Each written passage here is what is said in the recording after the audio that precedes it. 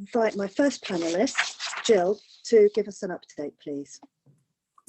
Hello, everybody. Yes, I'm delighted to say, as clearly has just been shared, that across B&NES, Swindon and Wiltshire, we did indeed vaccinate over 200,000 people. And within the B&NES area, you'll be familiar that many people have been invited either up to the Bath Racecourse, of which Bernie will give an update on that shortly, or within the Pavilion Centre, or in Keynsham, or over in the Chew Valley, the Summer Centre. Predominantly, the vaccine has been offered by what we call our primary care networks, but it's your GP and their staff that have run these clinics throughout the week and over the weekend. You will be familiar now that obviously we do follow the joint vaccination and immunisation guidelines very closely to make sure that we target initially that 1 to 4 cohort, which we are delighted we were very successful in completing by offering everyone in that cohort an offer to get their vaccination. We are now moving into cohort 5 and 6, and I did just see that somebody popped a question up. That does include people that are aged 65 years and over, and indeed we're moving into the clinically vulnerable of those 16 upwards. So what we are doing, we are now closely looking at how our sites are running. They are tired. We realise that you know, this is a marathon, not a sprint. So this next week we are starting to look at the future as we start to move into the rest of the population. So in essence, from me, it's been incredibly successful. It is down to the sheer determination of our colleagues in the NHS, supported by our local authority, to make sure that we get the right cohort vaccinated first of all. We are responding to people's concerns where they feel that they may not have been invited yet, but please trust me, you will get a letter, you will be called in term. So I think that's what I wanted to make sure everybody heard this morning. Thank you. Thank you very much, Gill. And now I'd like to move on and just check who is next to give us a their view on what is happening. Perhaps I'll turn to Andrew, who can give us a bit of an update of what's happening on the ground. Thanks very much, Dina. So, welcome. Hi, everybody. My name is Andrew Smith. I'm a GP in Coombe Down in Bath, and I'm also Chief Exec of Bath North East Somerset Enhanced Medical Services. That just so you all know, that organisation is an alliance of all the GP practices in Bath and North East Somerset. We're a not-for-profit organisation, and we're run by all the local GPs, practice nurses and managers, help support practices and work on bits of work like this so that we can keep the practices running, and so you can still see your GPs and still see your general practitioners and practice nurses for normal practice things, and at the same time we're working on the vaccinations. So that's who we are. I'm also running the pavilion for 9 of the Bath practices, but we will coordinate very closely with our colleagues in Keynsham, the practices in Bath Eastern and Widcombe, and also out in Three Valleys at the Somerset. So we're all working very closely on this work. Important thing I really must say up front is thank you to our staff and to our volunteers, to the council, to the practices, to all the organisations that are helping us, because actually we have several hundred volunteers who are helping us, some of whom are working to make sure patients can access the site safely, to help provide the vaccinations. And it really is transformative. Many of those people are doing extra hours over and above their time in the practices or their own jobs. So really, without them, we couldn't do this. With regards to our local progress, we've now given over 15,000 doses in the last 6 weeks. So we're moving through this big population very well. We are, as Gill said, we've completed the clinically extremely vulnerable. We're almost completing cohort 5, which is the 65 to 69-year-olds. We're now moving on to the 16 to 65-year-olds who are at higher risk. And that does include the additional new shielding patients. So you will all read in the paper this week or seen on television about the new patients who've been invited into the shielding groups. We're identifying those each day in our practice now and inviting those in as a priority, because we can identify them from the patient's notes. And many of you will have had letters or emails already from the central government about that. In addition to that, we've vaccinated a whole number of staff, patient-facing staff across health and care. In terms of the housebound patients, we've completed our housebound patients, those that we know about, and over the last week, we've vaccinated over nearly 500 housebound patients. Now, we know there's some on the list we've had from general practices that we've not got to yet, but we have knocked on their doors, we've tried phoning them or tried contacting their carers, and those lists of those 70 patients are back with practices this week, so we can still make contact with that small group and make sure they access their vaccination.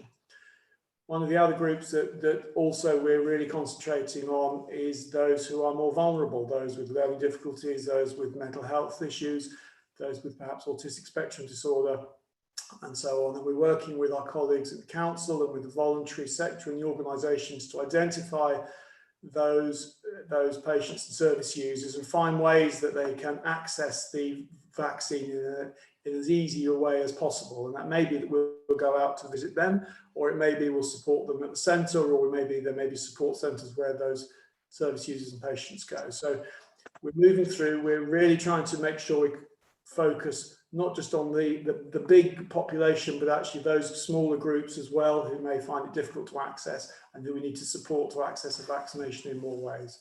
So that's an update from me, but thank you. Thank you very much, Andrew. Can I now turn to Dr. Bernie Marden to give us an update of what's going on at the RUH, and I think people will be particularly interested to hear about the work at the racecourse as well. Thank you, Dina, and hello, and it's really great to be involved in this. I think, in a sense, you've got a representation on the screen of the way in which partnership working has really been a underpinning part of how we've managed to respond throughout the whole pandemic, not just in terms of the response to this epic need to get out and vaccinate as many people as we possibly can in the shortest possible time, but also in terms of how we've responded more generally. So we at the RUH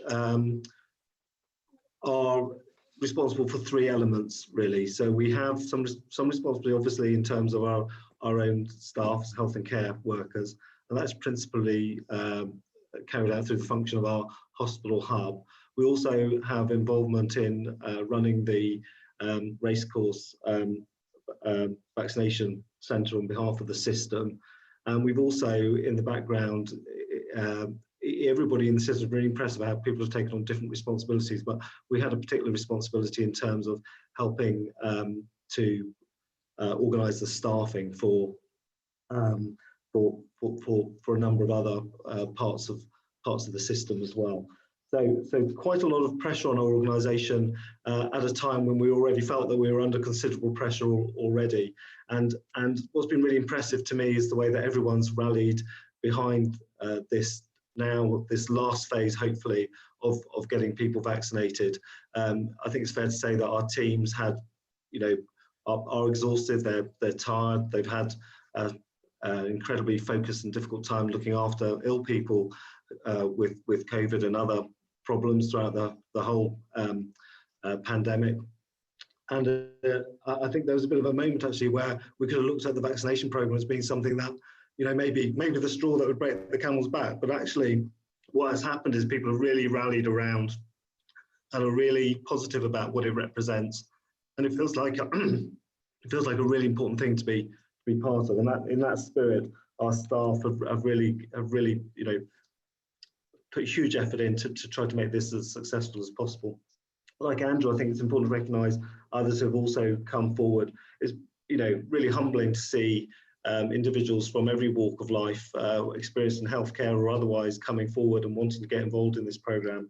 And we couldn't have, in particular, got the racecourse site up and running without that sort of level of community support and that sort of wider agency working. So just in terms of what we've actually been doing, so in the hospital hub, we've now vaccinated over 10,000 individuals. Obviously, that's a large part our own staff, but we have also been supporting other agencies working in the health and social care part of the system. So, for example, we've been, helping to vaccinate as varied members of teams as, let's say Boots in Keynsham, we've vaccinated some of their staff. We've been supporting Wiltshire Health and Care staff to access vaccinations, Virgin Care, for example, and that's required a high degree of coordination and cooperation to get that done. And so I think that's really impressive. In terms of the race course, that's obviously principally public facing, and we started a little bit behind at the race course from the hospital hub. So it was to go from a standing start at a site that you wouldn't have maybe this year ever imagined would be involved in such a health endeavour. Get that site mobilised and set up took a little bit of time. It's now running really well. We have a lot of support in from volunteers, which is crucial to the effort, as I said earlier. We've now vaccinated just shy of 8,000 people through that site. So that's really good, and continuing to gain momentum and really benefit it, provide that benefit. The other thing to say, just we obviously have we're a very big employer in the area. We have a diverse workforce. We have representations in our hospital community from the Black, Asian and minority ethnic groups, for example, and we've learnt a lot about how to help and assist these individuals to access the vaccine, and we're sharing some of the learning from that more widely in the system as we take that response out more widely into the community. So we contribute in whichever way we can, and we're just really proud and pleased to be part of this this huge effort. So thank you.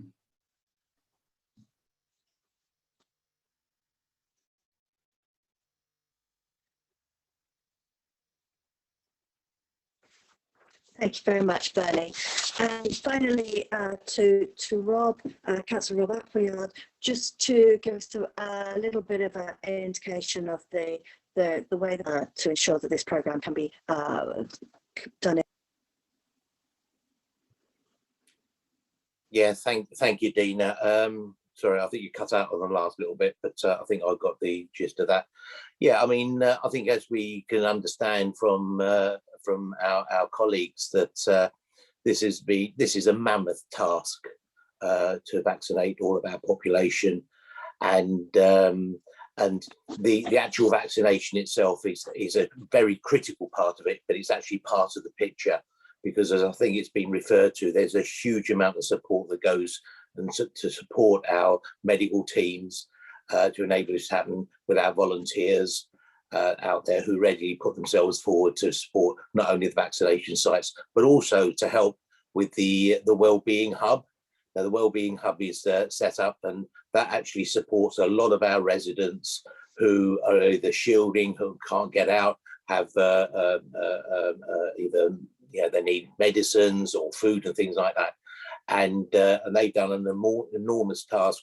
And that task is actually carrying on because, as we've heard in the press, there's been an extra number of people identified as on the clinically extremely vulnerable list. Now, to this authority, it means about an extra 1,000 people, and all of those people will be contacted to make sure that they are where they want to be in terms of being looked after.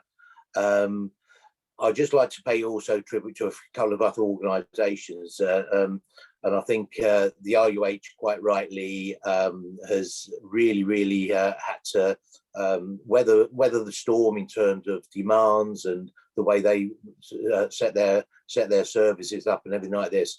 And we as a community should be quite mindful of how we actually put demands onto the hospital at this particular time, and where we can trying to ease that pressure.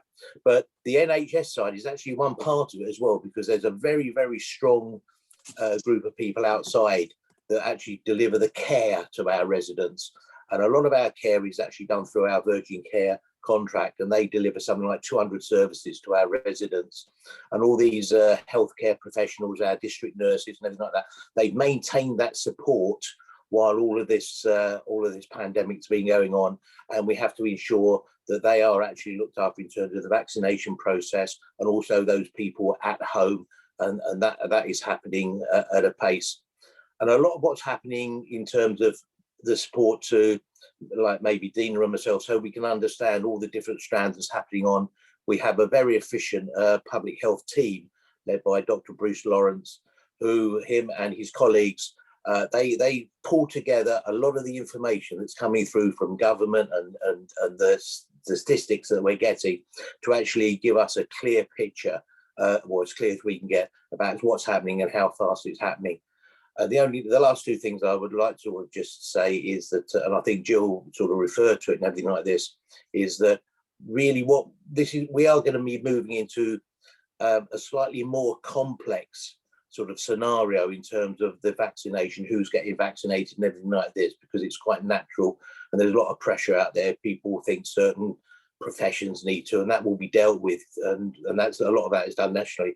But what we ask is two things. One is tolerance and one is confidence, because we are getting through that. This is an amazing piece of work. It's been delivered really, really well.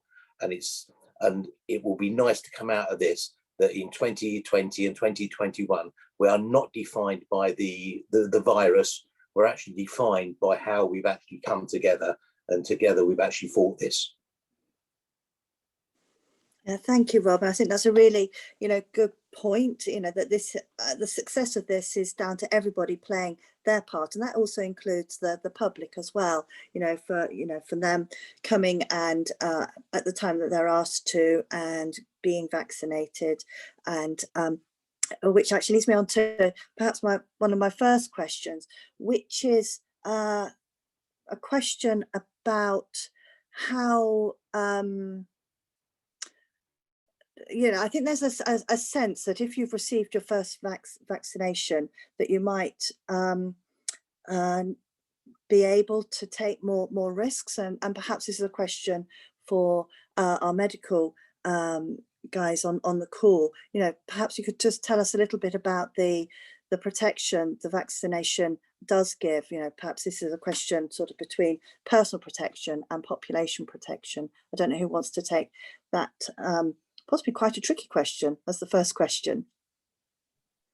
I don't mind having a go, but I suspect Andrew and Gill may want to join in. So I'll have a first sort of stab at it, if you forgive the pun, on the vaccine webinar. But so Dean, I think you're right. Vaccines work basically at two levels. There's the personal protective element of what a vaccine does for you, and then there's also what vaccination does for the population at large.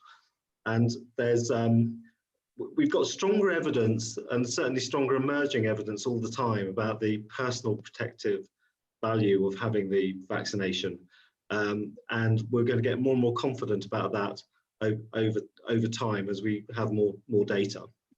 But we don't have the kind of level of absolute certainty yet that helps us translate that into something that helps people understand their own individual risk in that circumstance. But I think that will come reasonably quickly.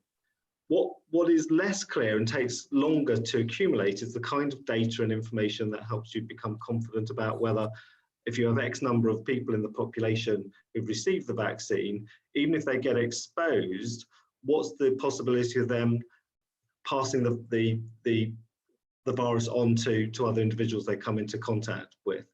There's a lot of work going on in the background to get some understanding about that situation, and I think we have reason to be hopeful and confident that the information will come, and it will likely paint a picture that gives us that confidence, but we simply don't have it yet. It's emerging, but we don't have it in enough confidence to completely understand. And that's why it's really important at the moment that individuals continue to follow the guidance and the rules. Hands, face, space, we're all really familiar with that now. That stands as much today as ever it did before we started to have the vaccinations in place. And we have some really good people in this country who are working really hard to try to understand and to give us the information that's needed to make those next steps. And the governments are looking at this really closely. I think we have to trust those processes. And, you know, we know that Prime Minister will be giving some insights into how that's going as early as next week. But I think there's going to be, you know, I think we're going to have to be living with this virus for quite some time to come. And therefore, we're going to need to be alert to what it is that helps us personally stay protected, but also how we protect others. That would be I don't know whether Andrew and Gill want to join in or add to that. I would just simply amplify that. We know that at a personal level, the vaccination will help reduce your risk as an individual of getting COVID, the infection. But what we don't know is whether it'll prevent you passing it on if you're exposed to it. We also know that we have to keep the whole population safe. So the key message is, if you've been vaccinated, you must still carry on wearing your mask, following all the social distancing and isolation rules to protect yourself and everybody else, including your relatives, until the rules and regulations change. I appreciate it's frustrating and appreciate it's difficult, but that's a really key message that we give out at the vaccination centres, and a really important message that we all hear and understand. Thank you, Andrew. Gill, did you want to add to that? I just wanted to say, I've put it in the chat, that we are seeing, sadly, a little bit of a change in some behaviours of people who have had the vaccine, who feel now that they're not at risk and they can't pass it on. And again, I'm not going to repeat it anymore, but just maintain everything that Bernie and Andrew have said, please. Thank you. Absolutely. No, it's really, really good to have everybody saying the same thing there, and, you know, amplifying that message. You know, just because you've had the vaccination, or certainly the first vaccination, you are potentially still at risk, and also a risk to others. So it's just making sure that everybody follows the guidelines until we've achieved you know, a more full vaccination across the whole population.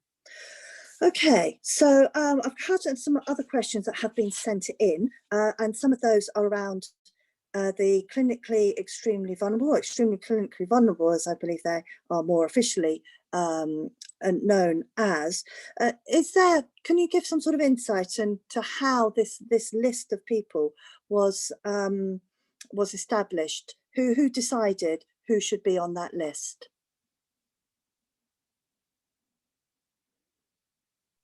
So it's Gill here. I'm happy to come in. So again, the Joint Committee for Vaccination and Immunisations, and clearly signed off by our Chief Medical Officer in NHS England, it is they that put together this list. We can make the link to the Green Book available. It's in the public domain where people can look at that, and it clearly gives examples of the kind of conditions or you know, what people will live with in those cohorts. So we'll make that link available. And I recognise again in the chat, and Bernie and Andrew will come in, is that, you know, we can't please everybody. There will be lots of people that feel they are vulnerable, but at this moment in time, they do not fulfill that criteria. Their time will come very soon. But those are the guidelines that we do follow. So in terms of the clinically extremely vulnerable group, or the shielded group, as people are more colloquially known, originally last year that list was drawn up based on the guidance from the Joint Committee on Vaccinations and IMS, and included patients with certain conditions such as specific cancers, organ transplant, rare immune deficiency diseases, Down syndrome, spleen problems, and so on. There was the opportunity, and still is the opportunity, for clinicians, be it a consultant or general practitioner, to add an individual patient to that list if they feel that they don't meet those strict criteria around specific conditions, but still are at significant risk. And so if anybody's concerned that they're not on that risk, then I would suggest they discuss it either with their consultant or with their general practitioner to see whether it's appropriate for them to be on the list. And the third group, which has been in the news this week, is some really amazing piece of research that's been done and tested out across the last few months to identify patients who might be higher at risk based on a number of other risk factors, including their gender at birth, where they live, and certain other sort of medical factors.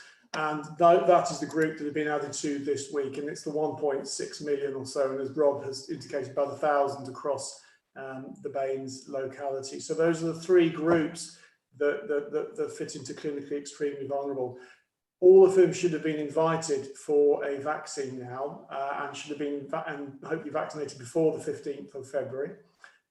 If you feel you fit into one of those groups but have not been called, then do contact your general practitioner just to see check your status about shielding. Thank you, Andrew. And I think that's really useful to hear again, that you should have already received your invitation to be vaccinated, even if you're in the new group of shielded people. So my next question, which sort of is aligned to that, and I don't know if it has been or would have been picked up perhaps with the new category that has been developed for priority. But can anybody answer this question, which has come up a few times, about asthma? Why is asthma not considered a priority group?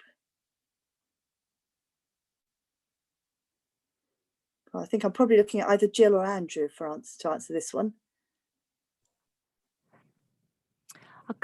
Andrew, do you want to come in, because you put a very helpful comment in the attendees list? Did you want to come in? I do. So the Joint Committee for Vaccinations and Immunisations have looked at the huge amount of data that we have now about patients and pre-existing conditions, and about who is most at risk from COVID, and have come to the conclusion that patients with asthma will not be in a higher priority group unless they have had regular courses of oral steroids over the last year, or have had several hospital admissions over the last year. In other words, those who have more severe or more brittle asthma. I appreciate this is a slight difference to the flu vaccination group, but that's the guidance that we've been given at the moment, based on the numbers and vulnerability, looking at the data gathered over the last year. I can't. Yeah. Thank you very much, Andrew. And can I just apologise as well if anybody's having problems hearing everything, because I think that some of the panellists, including myself, are having a few connection problems today, but hopefully it's not disrupting this webinar too much. Okay, so can you give an idea of when we will start to vaccinate group 6? And could you also just explain again who might be in group 6? Perhaps Bernie, that might be a question for you. Actually, Dina, probably it's a question for me. In that case, I will give you the question, Andrew. Absolutely. So, thank you, Andrew. One of the things that's happened over the last few weeks is we've been coordinating very carefully across all the various vaccination centres in order to make sure that accessing the vaccine is as simple for everybody as possible, and minimising confusion for patients as well. And so what has happened is that patients who are in group 5 have been invited to, which is 65 to 69-year-olds, have been invited up in Bath, have been invited to the race course and sent letters, whereas group 6, which is the 16 to 65-year-olds who are at higher risk, are being invited by the GP-based services in, because we know those patients very well. In Bath City, we've already started inviting those patients in, and some have started to be vaccinated yesterday. Actually, the vast majority that we're looking after will be vaccinated next week. We're working 7 days a week over the next 7 days to make sure that happens. And so that is how group 6 are being called in. In terms of who is within group 6, again, this is available on in the Green Book, or available online for people to look at.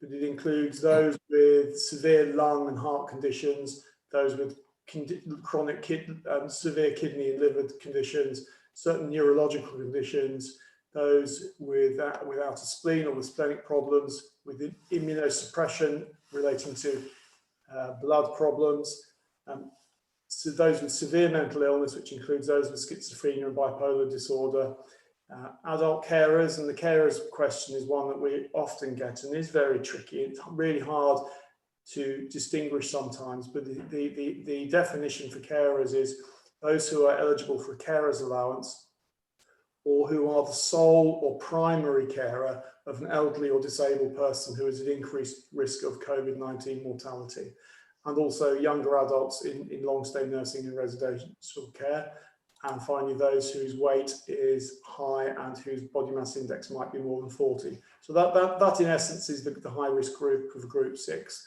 And so we're calling those patients in now. Thank you very much, Andrew. Rob, I saw you had something to add. Yeah, I just really want to pick up on the point that Andrew just made about the unpaid carers. I mean, it is a question that's been coming up pretty consistently, and we've brought it up in the various regional and national forums. And the good news is that they are recognising that Group 6. Now, in this authority in Baines, we actually have the Baines Carer Centre, and they're aware of round about I think it's about 20,000 carers that are actually in this authority. A lot of them don't appreciate they are carers because they're looking after, a loved one and things like that. So they're aware of this, and at any one time they're working with about 4,000 carers. So they do have a very good focus on that one. So I'm sure they will actually prove to be very useful in terms of any support that's needed to identify these people. But it's good news that they are being looked after, because they're obviously looking after vulnerable people as well. We've been building in the practices. We've been building on the carers registers that exist within the general practices and calling in those patients who are identified as carers. But clearly, we know that we haven't got everybody recorded as a carer. So we also are working with, as you say, Rob, the carer centre and the voluntary sector to identify others, and patients who are calling us in to let us know that they're in that caring role. We're picking them up and putting them forward for vaccinations too. Thank you. So I've got a question here which is related to carers, and it's probably quite specific. So it's about young adult carers who are currently at home in Bath and North East Somerset, but might be university students and therefore might be registered in a different place with a GP there. Is there any sort of advice that you could give to those young people? So sorry, can you clarify about the students? Young adult carers who are currently at home in Bath and North East Somerset and are not yet returning to university and are registered at their university hometown with a GP practice and not here in Bath and North East Somerset. So long as they have their NHS number and when they go onto the booking system, and I'm really clear on this. So, it's caring for somebody who is extremely vulnerable and they're both at risk of contracting the virus. We need to be clear. As long as they've got their NHS number, they can book through the national booking system. And again, they will be asked around some other eligibility criteria. I just want to take the opportunity, everybody, to say that this last weekend, we did see people present both at the Bath Racecourse and in the south of Wiltshire who are nannies because they felt they were fulfilling a caring role. I need to be really clear. They will not fit that criteria. We need to focus on those that are absolutely exposed to our most vulnerable. Thank you very much, Jill. And I think that's really important to stress. So you, by and large, you need to wait until you are contacted and then make the arrangements, book your vaccination at that point. Andrew. Just to amplify that point, that actually any patient, any resident with an NHS number who fulfills the criteria, who is a temporary resident, so somebody who maybe in their 70s or 80s who happens to be living locally at the moment because they are being looked after and who may not be on a local GP's list. If they're eligible, we will still vaccinate them, absolutely. They don't just have to be the specific group you described there. As long as they meet the eligibility criteria, wherever they're registered, we will vaccinate them. Thank you. I'm sure that's very reassuring. So can I just go to another slightly, and again, it might be quite a small cohort of people, but those that have perhaps profound learning disabilities, including autism, and therefore they may present behaviours that are challenging and might not wish to or be able to tolerate a vaccine administered via needle. You know, is there any reasonable adjustments being made for such people? If my colleagues don't mind, I'll come in here. So this is now where we are absolutely working with our colleagues in our learning disability teams to make sure that we can identify exactly people that are living with autism, severe autism, or a learning disability, where we may need either to go into where they live. So we wouldn't necessarily expect them to go to one of our sites because they may find that very distressing for them. So we are working now on a plan, and again we are working with the local authority for those residential homes where people certainly are there, or within our colleges, but also people that live at home. So to confirm, they will be vaccinated. We will be supporting them to make sure, if they've got specific needs, that we make the right reasonable adjustment to make sure it's as comfortable and reduce anxiety as possible. Thank you, Jill. So I'm now going to move slightly on from there and talk about things that we understand are going to happen, such as schools opening the doors for the greater number of children. And you know, so a question that has come up in this webinar as a pre-webinar question, and also has been raised with me on other occasions. Why are we not prioritising vaccinations for teachers and for other teaching staff? Again, I'm happy to come in here. They are not within this current cohort. However, what we have agreed across Bain, Swindon and Wiltshire is that any teaching staff, assistants, that are working within our specialist schools where they're caring for children and young people that may need some level of care on any one day, for example, trachea care or what we call peg feeding, where they need feeding, they have been offered their vaccination. We were very, very clear about that. But at this moment in time, other teaching staff are not being invited, and that includes the police. Thank you, Jill. Well, I don't know if you're unmuted because you wanted to come in with any comment at that point. Okay, so I'm just having a quick scan also through the chat to see if there's any questions that we're not currently picking up, or any themes that we're not currently picking up. So I'm going to go back now to how, you know, perhaps individuals' concerns. So what happens if you can't attend a vaccination session at the time set? You know, maybe you've got another medical appointment, or perhaps you're actually ill. Is there, I assume there's some way of contacting and alerting somebody to that, but then what happens? Do you get offered another vaccination appointment? Andrew. So there's a number of ways that we're picking up that group. So for patients or service users who contact us to let us know they're not able to attend, we are often able to rebook at the same time. If we're not able to rebook at the same time, we ask them to call us back, or we will call them back in 2 or 3 or 4 weeks, or at the appropriate time. The other thing that's happening in practices is that all the practices are regularly running catch-up searches and audits. So each week the practice will look through all the patients who are in the eligible groups who've not been vaccinated and who have not declined, and we'll contact those patients to make sure we're constantly kind of reviewing the lists to make sure nobody's being missed. So if somebody doesn't arrive for a vaccination and they don't get vaccinated, they can contact us, but if they don't, we will contact them within the week anyway to pick it up. Thank you, Andrew.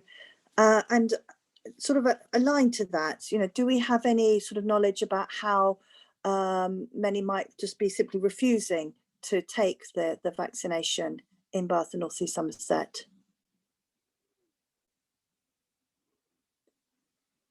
I'm not sure, Andrew, if you're answering that then. No, I wasn't. No, I don't know. I was just thinking, no, Jill might know. You just repeat that. Sorry, you broke up a little. My apologies. I was just wondering if we had any knowledge of the numbers that might be not taking the opportunity to be vaccinated. So it's less than 7% of the population across the patch that haven't taken it up, but we are doing some very targeted supportive work around our BAME community, our homeless and rough sleepers, and boating community. So they're being planned for, but we are starting to see, we're pleased in the uptake generally, but we are seeing it is that BAME population that we do need to encourage and support to take up the vaccine.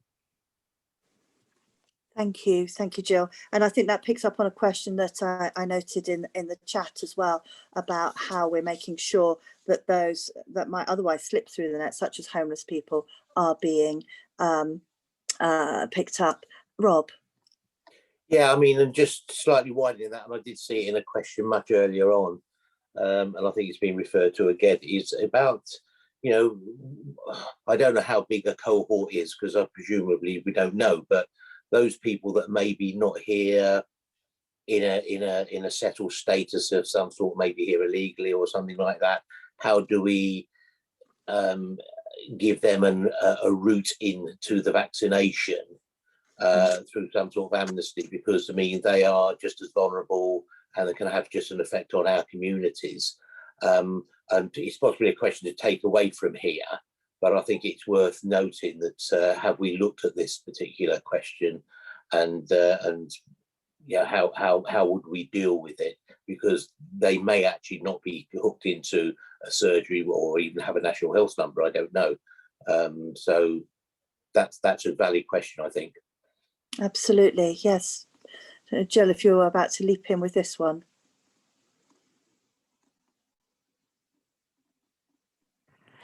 I am struggling with some connection issues, so I didn't pick that up. It was about how can we make sure that those that might not be, you know, might not have an NHS number, that might, you know, not be on somebody's system, how do we make sure that they too are being vaccinated? So again, I think that goes back to it will be on an individual basis in terms of how we make contact with people. But that's why we're working very closely with our local authority partners to make sure we seek who may not have that NHS number or registered, or who is not picking up the invite. So that's the plan now.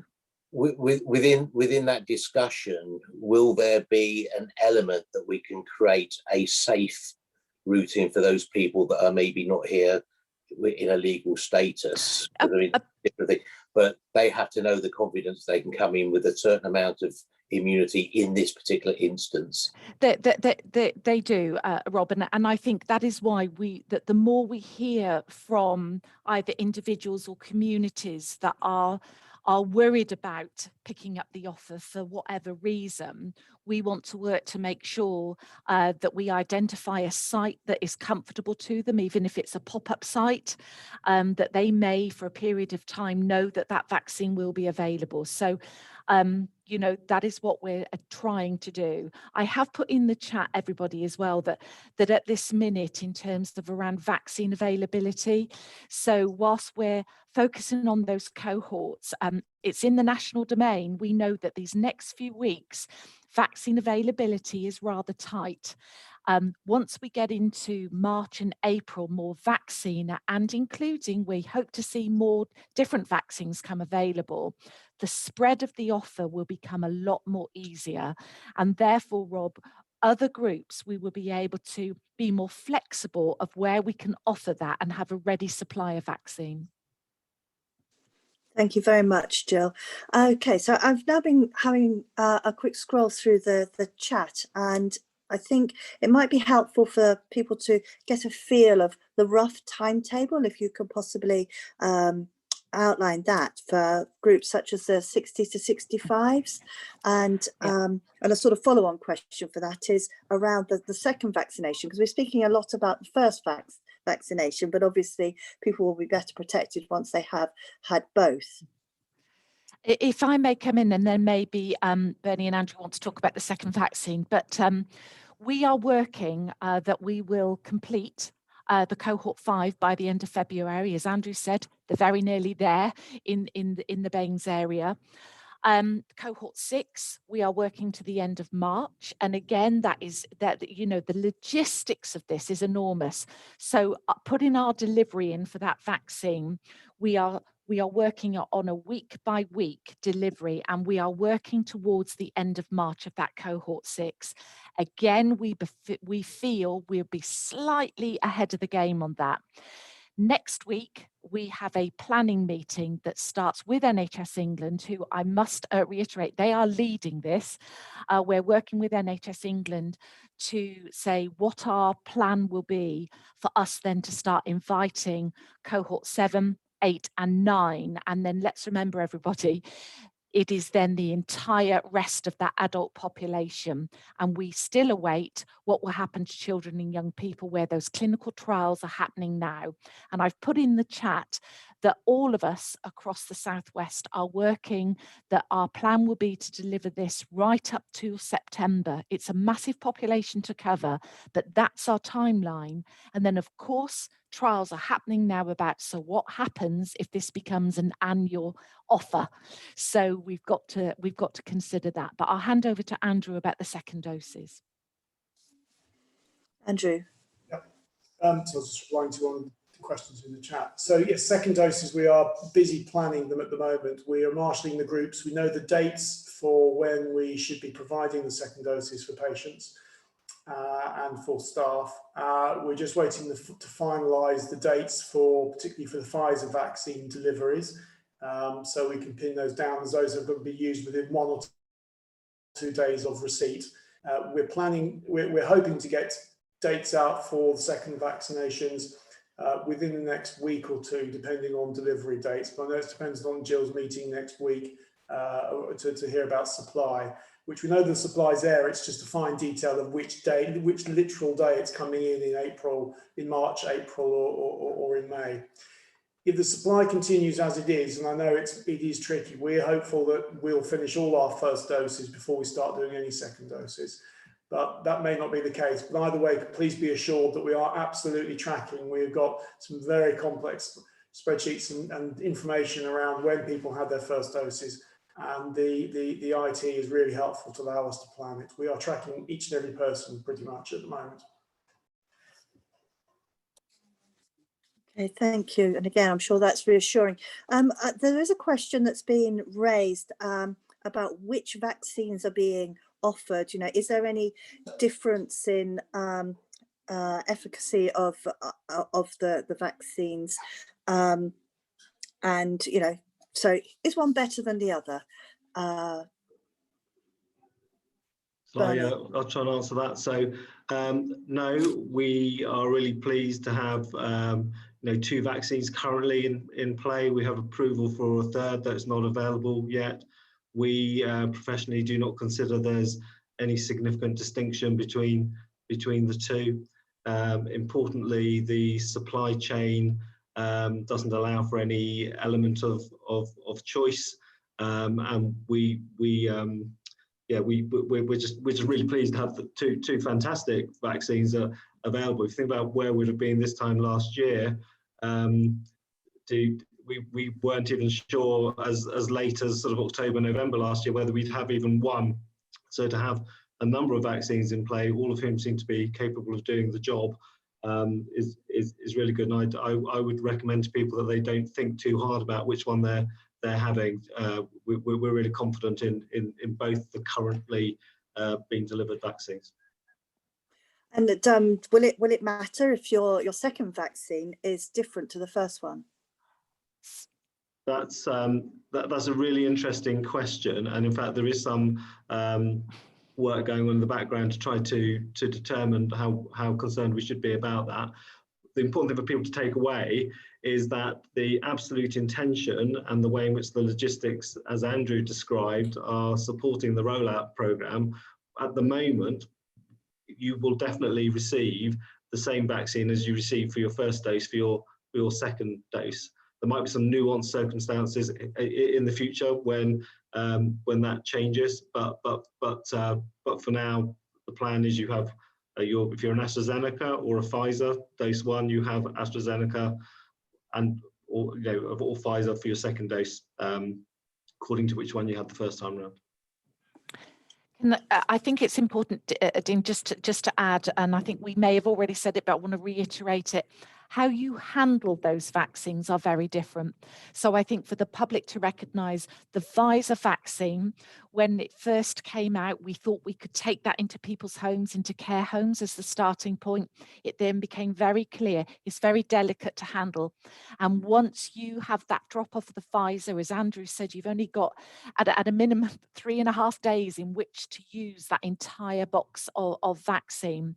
So the handling of it is incredibly careful. That means you have a very defined distance in which the vaccine is drawn up and then put into the arm. The AstraZeneca is less sensitive, which means we can take it in cool boxes, in cars, and get it into people's homes. So that's why there is a slight difference of why people in care homes and in homes would have had one vaccine compared to if you were in the hospital or you were on one of our big, large vaccine sites or in the PCN site.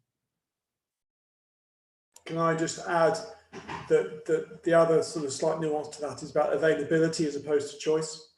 So there are some patients and individuals who do have to have one vaccine or the other. We work very hard to make sure that there is availability of the correct vaccine for those individuals at all times. So that if there's a medical reason why somebody has to have one or the other, for example, some of this unknown allergy may rule out Pfizer, for example, then we are able to offer the alternatives. Thank you, Andrew and Gill. Now, I've got one last question I'm going to raise with you, which is from one of our attendees, which is, why does the government website keep trying to send me to Bath Racecourse, Bristol or Exeter when there are other local centres much nearer to where this person lives? I'm happy to come in. Please don't go to Exeter unless it's convenient to you. So the letter you receive purely informs you have a choice. So we certainly know that those that live in the far western point of the Baines area, we've seen actually more people than we expected go to the Bath and West show ground in Taunton. So if it's convenient to them, and equally some people have gone to Ashtongate in Bristol. So you'll have your letter, and if it's convenient to go to the racecourse or indeed down to the City Hall in Salisbury, then please book your appointment. If it isn't, then as Andrew and Bernie know, you will get an invite from your GP as well. You can wait for that. But we have seen people travel hundreds of miles in order to get the vaccine because they're so desperate. But just read that letter really carefully, because it's not telling you you have to travel. It's just saying these are your options. So these are your options at that moment in time. Okay, thank you. I think that's really clear. So we're now actually running towards the end of this webinar. So I just wondered whether our panelists could just give us just a couple of lines as a bit of a takeaway message from each of the relevant parts of the vaccination programme. So I'm going to start with Gill, simply because you're unmuted first. Thank you. My message is be patient. We will get there. We know it's desperate because people are seeing this at the light of the end of the tunnel. Be patient with us. We have never seen anything in the history of the NHS on this scale. And all I would say is I look to Bernie and Andrew and all the colleagues and just say what an incredible effort this has been to achieve what we have. So thank you. Thank you, Gill. Bernie? Obviously echoing what Gill says, but also I think just to emphasise, you know, we're still in a place where we need to follow all the precautions. So, you know, the hands, face, space, continue with that. There will be better times ahead. We just need to be patient and wait for them to come. The vaccination is you know, huge and such a massive opportunity to get us back to some form of normality, whatever that will look like. But for now, please look after yourselves. Continue to follow your responsibilities through in terms of how we look after everyone else as well. And you know, huge thanks to the public actually, because of, you know, it's been quite a year or so, hasn't it? So let's just try and keep up the energy around some of those areas while we get the job done. Thank you. Thank you, Bernie. And Andrew? I absolutely would echo Gill's point about being patient. I have to say, in my 35 years in the NHS, this is the best thing I've ever done. And we're vaccinating those over 80s, and the 95 and the 100-year-olds and the 102-year-old came into the centre. It's amazing. The important thing is, though, that we're not taking it for granted, and we are doing a fantastic job at doing thousands and thousands of people. It is never our intention to miss anybody who is important. So if you do think you've been left out, please contact us. You may still be asked to wait until it is your priority. I do want to just come back to a couple of the questions on the chat around those who are more vulnerable and may find it more difficult to access vaccination. One of the things I'm passionate about is that we really work as hard as we possibly can to ensure everybody has the opportunity to be vaccinated, whatever their needs and whatever challenges and difficulties they may have in their lives. And so we are absolutely working on those groups. It'll take us more effort, more energy, more time to do that, but we are, as Gill said, really working with those groups now to try and get everybody vaccinated who wishes to be vaccinated by whatever means they find comfortable, whether it's going to their house, they're coming down to the centre, whatever is comfortable. We had one young lad with learning disability in his 20s came down yesterday with his mum after we'd shut the centre, so it was empty. You know, whatever we can do to make it happen, we will make it happen. Give us time. Thank you very much, Andrew. And Rob, any last comment from you? Yeah, I mean, we've heard about the amazing work that's going on, everything like this. I just really want to pay testament to the community. There's hundreds and hundreds of people, thousands of people out in our community that are giving us the gift of some of their time just to sort of run errands, make a phone call to somebody who's in isolation. Those things are as important as all the other work that's going on. Huge thank you to the medical teams, not only on the health side of it, but also the care side. I mean, people now understand that, that it's like a dumbbell approach. We have the health, which has always been recognised as being brilliant, but we have a very strong care thing, and it's highlighted the fact that obviously, we need to sort of resource that a little bit better than what we do. But I suppose the final thing is that, besides what I've said earlier on about us showing tolerance, I think it's worth recognising that this has now been with us for 12 months and there is fatigue. A lot of these teams are feeling fatigue. They've been at the sharp end for the 12 months, delivering and protecting us and things like that. So that's where that tolerance must come in there. And it's just a big thank you for those people doing it. Amazing. Thank you very much, Rob. Yes, so I'd just like to reiterate some of those points. NHS staff are doing an incredible job to deliver what's the largest vaccination programme in our history, and at the same time dealing with high levels of COVID-19 hospital patients. But we need you all to play your part too. So whether you've had your vaccine or not, please continue to follow all the guidance in place to control the virus and to save lives. And, I'll just repeat it again, hands, face, space, following those rules, social distancing, washing your hands and covering your face are still so important.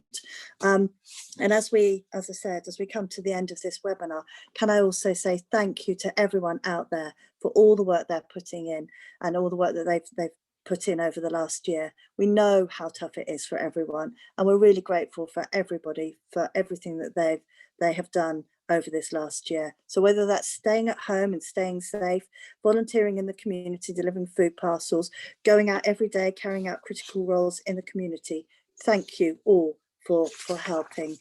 And finally, thank you, our audience today, for watching and for your questions and your interest in this subject. I'm sorry we've not been able to answer every single person's question, but we will endeavour to put some of those onto the website accompanying this webinar, and any that are specific and personal, we will try and come back to you directly as well. So thank you, everybody. And if anybody has missed anything or wants to watch it again, or you want to share it with perhaps colleagues or with friends, then please please watch this again on YouTube under the Bath and North East Somerset Council's website.